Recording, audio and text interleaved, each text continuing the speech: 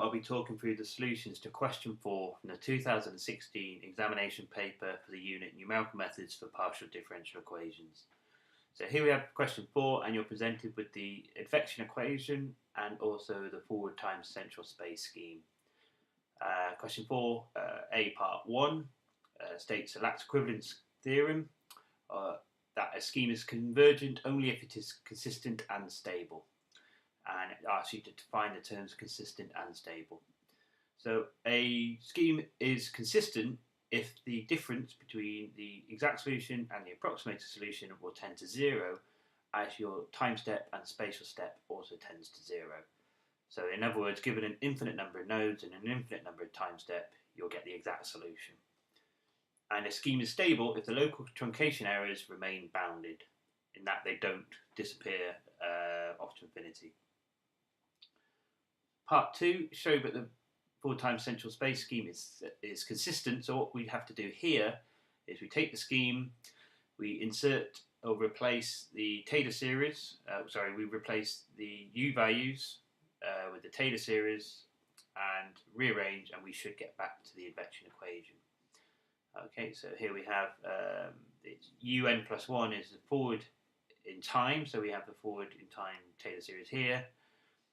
We have the forward in space Taylor series, and we have the backward in space Taylor series there. Okay, so replacing, substituting in the Taylor series, we rearrange and simplify.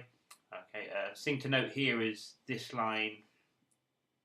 What we've done is we've divided by delta t. So big O delta t squared goes to big O delta t. And likewise here we have big O delta x cubed. We're divided by delta x there, so we get big O delta x squared. Okay, so eventually you get down to this expression, and you should recognise this part as the left-hand side of the advection equation, plus some error is equal to 0. Okay, so that's what we have here. Okay, so this means the forward time central space scheme is first order in time and second order in space. Next question asks you to use von Neumann's stability analysis. Okay, so what we have to do here is we take the original scheme and we replace the U values with Fourier nodes. So this UN plus 1, what we do is we replace it with this node, but instead of t, we have t plus delta t, where we have I plus u, I plus 1, we replace the x with x plus delta x, and similar for the ui minus 1. Okay, so we do that, and then we can divide throughout by this term, and this simplifies to this expression here. Okay, for it to be stable, for the scheme to be stable, this is the growth in the error. That e to the a delta t is how much the error grows over one time step, and so we want this to be bounded. So we want it to be less than or equal to 1. And what we can also recognise is this term in brackets is similar to this sin x term. Okay, so we can replace this term with sin x, and this simplifies to this expression here. So in order for it to be stable, g is going to be less than or equal to 1, or the magnitude of g is going to be less than or equal to 1. And because magnitude is a square root calculation, if we square both sides, we get this term. Okay, so we've got to find out for which values of c that this inequality satisfies. Well, sine squared is always going to be positive, whatever value k delta x is. Okay, so and c is always going to be positive. So 1 plus a positive value cannot be less than or equal to 1 unless c is 0. But if c was 0, that would mean delta t would be 0, because c is linked to v delta t over delta x. So this means the forward time scheme is unconditionally unstable. Part B of the question asks you to use the advection equation to model a pollutant in a river. Now the domain is 10 metres long.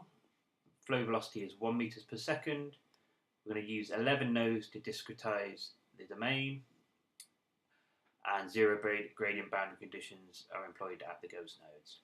And you've got the initial conditions described by this case statement. So write down the coordinates xi and the initial conditions.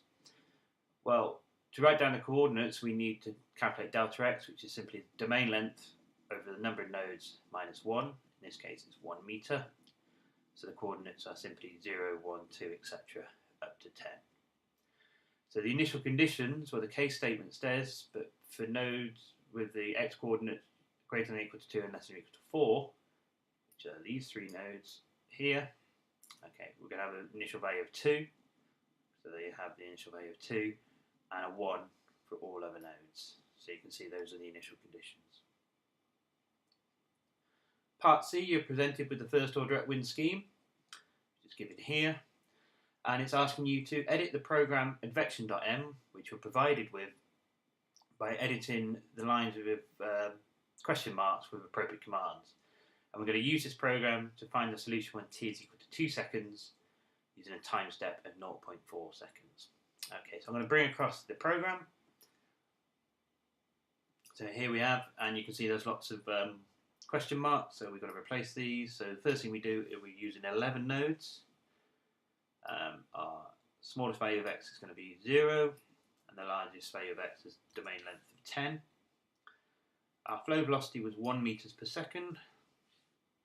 Time step, we were asked to use a time step of 0.4 seconds.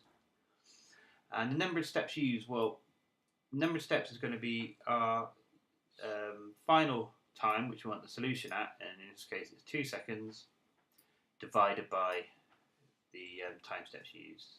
So 2 divided by 0.4 is 5 time steps. Okay, so define spatial array, it's already been done for you. And define the initial conditions.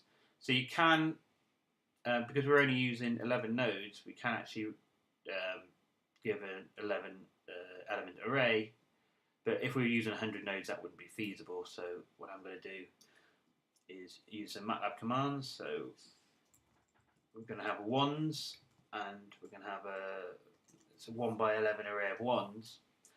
And what I'm also going to do is, for those values of x which are greater than or equal to 2 and less than or equal to 4, I'm going to set the initial conditions to be equal to 2. Okay, there are other ways to do this if you wish, but this is the one I found which is simplest. Okay, so if we scroll down the code, and the only other place where we have to make a change is the actual typing in of the scheme we're using. Okay, and we're using the full first order upwind scheme, which is given there. So if I could just put them on the same page. Okay, so un plus 1, well, that's that term is equal to u, the ith node of u, minus v times delta t over delta x times ui minus ui minus 1. Okay, so I'm just going to double check. I don't have any more question marks. Okay, I'm going to run it and see if it runs. I've got an error, and so I'll just bring in and show you what the error is. So it's in line 36, and it says that index exceeds matrix dimensions. So I've obviously got a problem with my matrix dimensions. So there's a problem with u, and I think it's here. So I've got 11 nodes, and I've forgotten to account for the ghost nodes. So this should be, if I put n plus 2, so 11 computational nodes, I forgot to account for the 2 ghost nodes. So I'm going to try that again. And here I've got a solution. So there's a plot of the solution. So the red line is the initial conditions, and the blue dots and lines are my computed solution.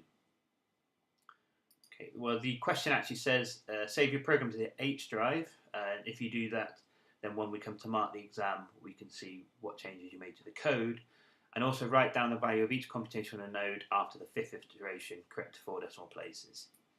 So that's quite easy to do. If you bring in the command window, if I just find out what the value of u are, let's put them in a column.